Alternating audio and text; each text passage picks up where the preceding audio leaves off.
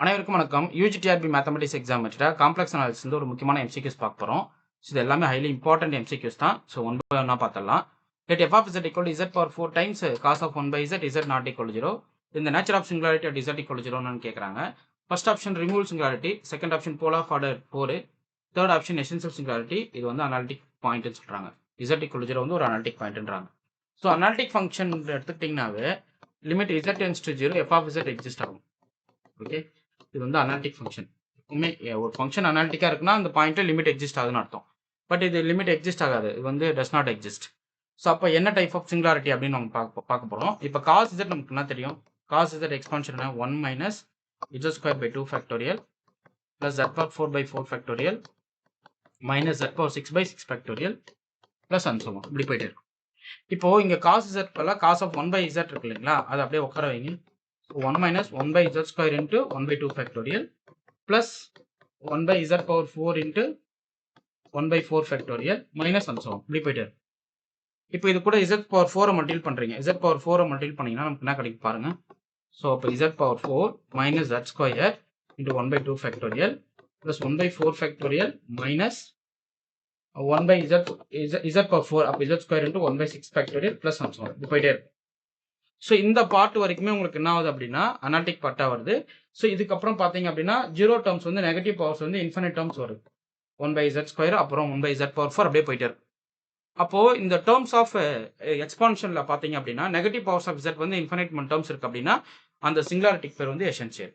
Okay, so அதுதான் நாங்கள் கொடுத்துருப்பேன். So first cos of 1 by z expansion, அதுக்கப்புறம் z பவர் 4 மல்டிபிள் பண்ணுறீங்க. ஸோ இதில் வந்து இன்ஃபினிட் மெனி நெகட்டிவ் பவர்ஸ் உள்ள வந்துடும். அதனால z equal to 0 வந்து ஒரு எசென்சியல் சிங்குலாரிட்டி அப்படின்னு நான் டிஃபைன் பண்ணியிருப்பேன். ஓகே, ஸோ இந்த ப்ராப்ளம் ரொம்ப முக்கியமான ப்ராப்ளம். அதே போல் இந்த ஃபங்க்ஷன் எல்லாமே அட் z equal to 0 என்ன நடக்கும்ன்றது சொல்லுங்க.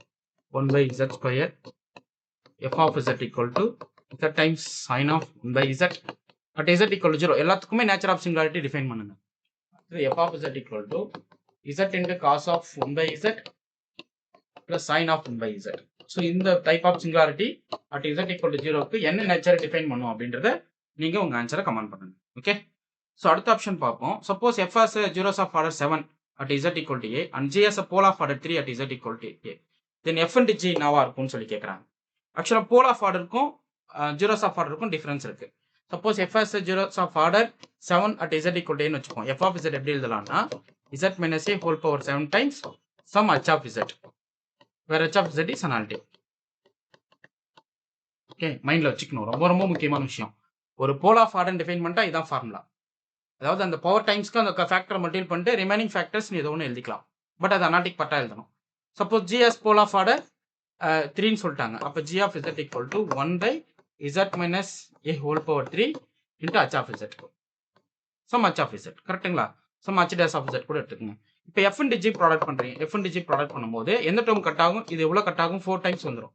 அப்போ z minus a whole power 4 some h of z into h dash of z. கரெக்டுங்களா? ஸோ இந்த h of z h dash of z still analytic தான். அப்போ இந்த பார்ட் மட்டும் பார்த்தீங்கன்னா ஜீரோஸ் ஆஃப் ஆர்டர்னா வருது. ஜீரோஸ் ஆஃப் ஆர்டர் 4ன்னு வந்து நிற்கும். புரியுதுங்களா? இது சொல்லியிருக்கேன் பாருங்க. Suppose if f of z equal to z minus a whole power 7 into h of z எடுத்துக்கிட்டிங்கன்னா when h of z h of a not equal to 0. Similarly j of z வந்து போல் of order 3ன்னு சொல்லிட்டாங்க. அப்போ அது வந்து நம்ம இந்த factors டைம்ல நம்ம எழுதிக்கலாம். இப்போ ப்ராடக்ட் பண்ணும்போது 4 பவர்ஸ் மல்டிபிள் ஆகும். அப்படி மல்டிபிள் ஆகிடுச்சு அது ஜீரோஸ் ஆஃப் ஆர்டர் 4 நம்ம எழுதிக்க வேண்டியதான். ஓகே, இந்த ஃபங்க்ஷனுக்கு வந்து என்ன டைப் ஆஃப் சிங்குலாரிட்டி கமெண்ட் பண்ணுங்க. z minus sin z by z power 5 ரிமூவபிளா, சிம்பிள் போலா, போல் ஆஃப் ஆர்டர் 2 அனாலிட்டிக் பாயிண்டா. ஆக்சுவலாக இந்த கொஸ்டின் எந்த புக்ல இருந்து கேட்டேன்னு கமெண்ட் பண்ணுங்க. ஃபர்ஸ்ட் புக்கை படிச்சா இந்த புக்ல இருந்து நீங்க கேட்டிருக்கீங்க சார் அப்படின்னு நீங்க கரெக்டாக சொல்லுவீங்க. இந்த கொஸ்டின் எந்த புக்ல இருந்து கேட்டிருக்குன்றத கமெண்ட் பண்ணுங்க. ஓகே, அதே போல இந்த கொஸ்டின் கூட என்னது let f of z equal to e power 1 by z at z equal to 0, இது வந்து எந்த புக்ல இருந்து கேட்டிருக்கேன் அப்படின்றத கமெண்ட் பண்ணுங்க. ஓகே, ஸோ இது எல்லாமே ரொம்ப ரொம்ப முக்கியமான கொஸ்டின் தான், ரொம்ப ரொம்ப இம்பார்ட்டன்ட். ப்ரீவியஸ் இயர் டிஆர்பியில் கேட்ட கொஸ்டின்ஸ் அழகாக கொடுத்து வச்சிருக்கேன். இப்போ residues at z equal to for the function, இது போல் ஆஃப் ஆர்டர் 6க்கு.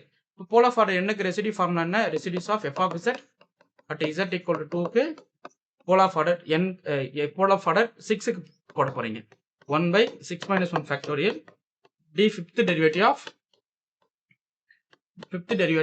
இந்த ஃபேக்டர்ஸ் என்னது z minus 2 whole power 6 into f of z 1 by z minus 2 whole power 6. Cut ஆகிடும். கான்ஸ்டன்டோடைய ஃபிஃப்த் டெரிவேட்டிவ் ஆகிடும், 0ன்னு வந்து நிற்கும். அப்போ ரெசிடியூ வேல்யூ என்னது உங்களுக்கு 0. ஓகே, புரியுதுங்களா? அடுத்து இந்த இன்டகிரேஷன் எவால்வ் பண்ணி கமெண்ட் பண்ணுங்க. ஸோ அவ்வளோதான். இந்த கொஷின்ஸ்லாம் கொஞ்சம் ப்ராக்டிஸ் பண்ணிக்கங்க. அடுத்த கொஷின் நெக்ஸ்ட் வீடியோவில் பார்ப்போம். ஸோ இந்த கொஷின்ஸ் எல்லாம் ரொம்ப இம்பார்ட்டண்ட்டாக இருக்கிற கொஷின்ஸ் தான். இந்த கொஷின்ஸை சால்வ் பண்ணிட்டு உங்கள் ஆன்சரை கமெண்ட் பண்ணுங்க. ஓகே. ஸோ இது வந்து நோட் போட்டு எழுதுங்க. ஒவ்வொருத்தருமே நோட் போட்டு எழுதணும். ஒவ்வொரு கொஷினும் நான் எந்த புக்ல இருந்து கேட்டிருக்கேன்றதை கமெண்ட் பண்ணுங்க. ஓகே. அப்போ புக்ஸை நான் லைன் பை லைனாக எடுத்து எம்சிக்யூஸ் ரெடி பண்ணியிருக்கேன். அப்போ எந்த அளவுக்கு இது ஒர்த்தா இருக்குன்றது பாருங்க. 6000 ப்ராப்ளம் எம்சிக்யூஸ் ரெடியா இருக்கு. 3 ஸ்பைரல் புக்லெட் மண்டா பெருசு இருக்கும் ஒவ்வொரு புக்லெட்டும். ஸோ அந்த புக்லெட்ஸ் வாங்கி படிங்க. அதே போல ப்ராக்டிஸ் கொஸ்டின் இருக்கு. நிறைய ப்ராக்டிஸ் பண்ணுங்க. டெஸ்ட் பேட்ச் இருக்கு. சண்டே டெஸ்ட் போடுவோம். அந்த டெஸ்ட்டுமே நீங்க அட்டெண்ட் பண்ணுங்க. Okay fine. உங்களுக்கு இந்த வீடியோ பிடிச்சிருந்தா லைக் பண்ணுங்க, கமெண்ட் பண்ணுங்க. உங்க ஃப்ரெண்ட்ஸுக்கு ஷேர் பண்ணுங்க. தேங்க்யூ.